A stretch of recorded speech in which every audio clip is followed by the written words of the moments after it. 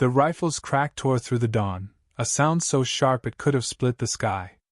Out here, where our ranch hugged the edge of public land, hunters' shots weren't rare, but this one felt wrong, like a warning carved in the air. I barely had time to register it before a screamy son Caleb's voice, raw and jagged, ripped through the pines. My heart seized. The sacks of feed I'd been hauling slipped from my hands, bursting across the driveway as I bolted toward the sound, boots hammering gravel, pulse drowning out the world. Over the hill to the south pasture, I froze. Caleb knelt in the dirt, cradling Pixie's tiny neck, blood oozing through his fingers, staining her dappled coat a sickening red. Pixie, the miniature horse he trained for 3 years, who pranced and bowed like she was born for him alone, lay still. A man stood yards off, rifle dangling, his face twisted with annoyance, as if he'd been wrong.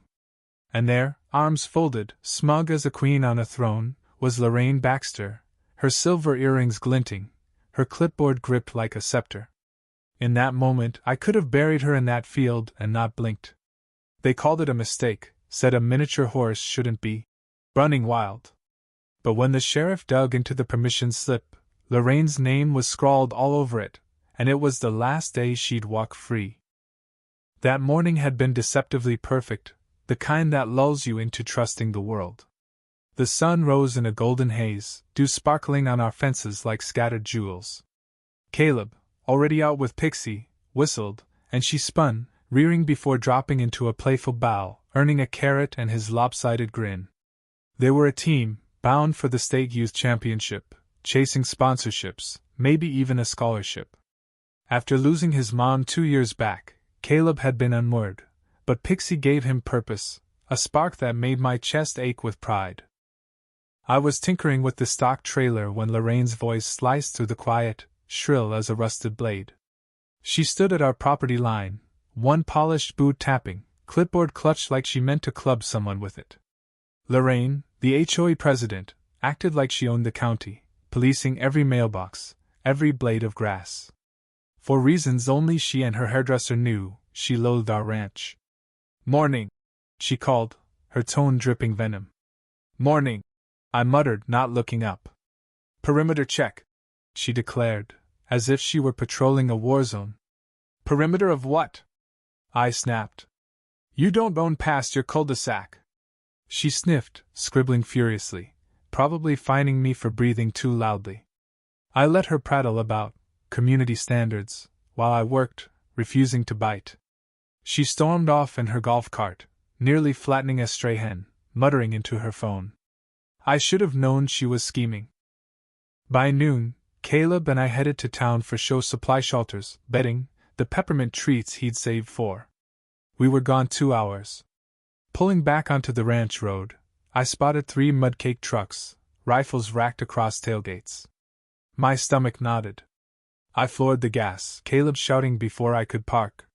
He leapt out, and I tore after him. There was Pixie, crumpled like a broken toy, blood pooling, her chest barely rising. Caleb wailed, rocking her, his hands slick with red. Bootprints scarred the pasture. Hunters lounged about, some chuckling, others irritated. Lorraine stood like she was hosting a charity ball, unruffled. Sheriff Roy's cruiser idled by the gate, his voice low and furious as he grilled a hunter. I stormed toward Lorraine, who raised a hand, as if expecting applause. "I authorized a controlled hunt," she chirped. "Wild hogs. Community safety." Words failed me. Rage gave way to a cold, hollow void. "You saw?" I rasped. "As HOA safety liaison," she preened. "You should thank me." Sheriff Roy handed her a yellow card. "Read it," he growled. "Notice of investigation, criminal trespass, reckless endangerment." Lorraine's smile flickered. "But I had permission," she sputtered. "On land you don't own." "Past no trespassing signs," Roy snapped. Caleb's sobs echoed, his hands stained with Pixie's blood. I knew 2 things: Lorraine wouldn't slink away, and she'd underestimated the fire she'd ignited. Roy kept her by his cruiser while deputies questioned the hunters. I knelt by Caleb, useless as he shook, face buried in Pixie's mane. The last time he'd cried like this was at his mother's grave. An hour later, the hunters' trucks were towed for EVY Denke. Lorraine, undaunted, waved papers at me, claiming our pasture was unfenced, per some HOA survey. The lie was absurd. Our 6-foot fence, wired and posted with red signs every 20 feet, was unmistakable. She ranted about wildlife hazards, her voice piercing. Roy silenced her, handing me an incident report. The hunters faced charges: illegal hunting, unauthorized firearm discharge, banned steel core rounds. Lorraine, by inviting them, was drowning in liability, trespass, endangerment, even risking Caleb's life. My fists clenched until my knuckles cracked. At home, Caleb trudged upstairs, shutting his door softly, a sound that cut deeper than a slam. I pulled out my legal binder. Years of HOA harassment had taught me to document everything. Lorraine wanted a fight. She'd get one. The next day, Sheriff Roy revealed the hunters weren't just careless. One had prior con-VY tie-ins, another a suspended license. Their banned ammo sealed their fate. Lorraine's error was criminal negligence layered thick. She'd been warned before, forging fake fines against neighbors for flags or fences. At an emergency HOA meeting, she waved screenshots, claiming we'd booby-trapped the land with wild livestock.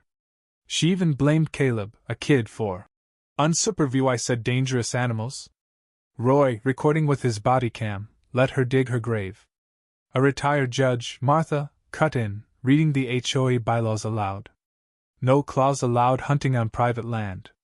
The room went quiet as Lorraine's lies crumbled. Martha suspended her, and Roy handed her a court summons.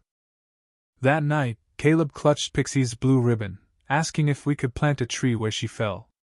I nodded, throat tight, knowing this was about more than a horsey. It was about standing up to bullies who thought they were untouchable. The HOA hearing was a furnace, the air thick with heat and fury. Caleb insisted on coming, Pixie's ribbon in his pocket. The community center was packed. Trucks, sedans, even golf carts jammed the lot. Inside, Lorraine sat at the head table, suit stiff, face sour, flanked by her loyalists. Sheriff Roy leaned by the exit, eyes like flint. The board president, Hank, opened the floor, and neighbors unleashed years of grievances: Lorraine's fake notices, threats over swing sets, emails about airspace codes. Then Caleb stood, trembling but steady, and walked to the mic. He spoke of rescuing Pixie from a fair, training her with pocket money, dreaming of championships.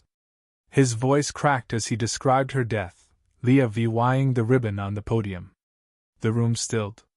Lorraine erupted, shrieking that she was protecting the community, accusing us of a setup, claiming Pixie was a trap. Hank's gavel slammed. Martha laid out EVY dense maps, emails, Lorraine's recorded admission, the hunter's warrants. The board voted unanimously to oust her. Roy served her another summons. Lorraine fled, stepping over Pixie's ribbon, her mask finally off. The courtroom was cold, smelling of wax and tension. Caleb sat beside me, hands clasped. Lorraine, across the aisle, looked shrunken but defiant, her lawyer whispering frantically.